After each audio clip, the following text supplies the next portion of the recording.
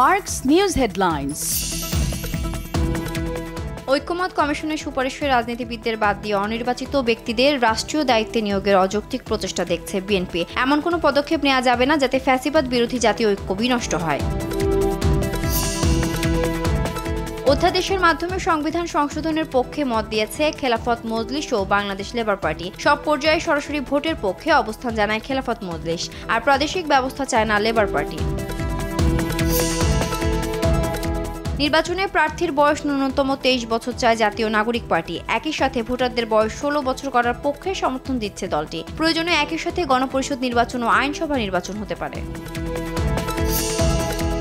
ঢাকা বিশ্ববিদ্যালয়ের রাজু সন্ত্রাস বিরোধী ভাস্কর্যের সামনে আওয়ামী লীগ নিষিদ্ধের দাবিতে সমাবেশ ও অবস্থান কর্মসূচি পালন করছেন জুলাই অভ্যুত্থানে আহতরা। বলেন, অবিলম্বে আওয়ামী লীগকে নিষিদ্ধ করতে হবে। বিকেলে জাতীয় নাগরিক পার্টির শাহবাগ ব্লকেট।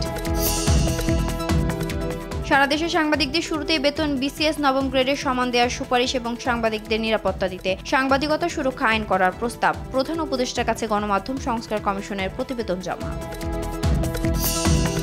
মহাসড়কে বিশৃঙ্খলা নিয়ন্ত্রণ ও নিরাপদ ঈদযাত্রার লক্ষ্যে লক্কর ফিটনেসবিহীন বাস চলাচল বন্ধে যৌথ অভিযানে নেমেছে বিআরটিএ ও ডিএমপির ট্রাফিক বিভাগ। এ সময় গাবতলীর 2টি গ্যারেজকে মুচলেকা দিয়ে সাবধান করা হয়।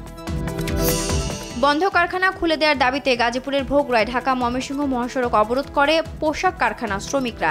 জায়ান্ট টেক্সটাইল নামের কারখানা শ্রমিকরা আধা ঘন্টা মহাসড়ক অবরোধ করে রাখে। পরে যৌথ বাহিনীর হস্তক্ষেপে পরিস্থিতি স্বাভাবিক হয়।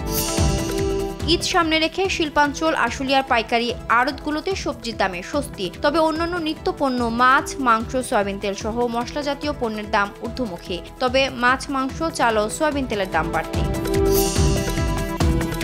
প্রায় 18 ঘন্টা বন্ধ থাকার পর সাময়িকভাবে চালু হয়েছে যুক্তরাজ্যের হিথ্রো বিমানবন্দর। এতে বিশ্বজুড়ে উড়োজাহাজ চলাচলের সময়সূচি ব্যাপকভাবে ব্যাহত হয়। শনিবার থেকেই পুরোদমে শুরু হবে বিমান চলাচল। বিশ্বকাপ বাছাই পর্বে উরুগুয়ের বিপক্ষে 1-0 গোলে জয় পেল আর্জেন্টিনা। দলের হয়ে একমাত্র গোলটি করেন থিয়াগো আলমাদা। ম্যাচের শেষ দিকে গোনজালেস লাল কার্ড দেখলেও পূর্ণ পয়েন্ট নিয়ে মাঠ ছাড়ে আলবিসেলেস্তারা।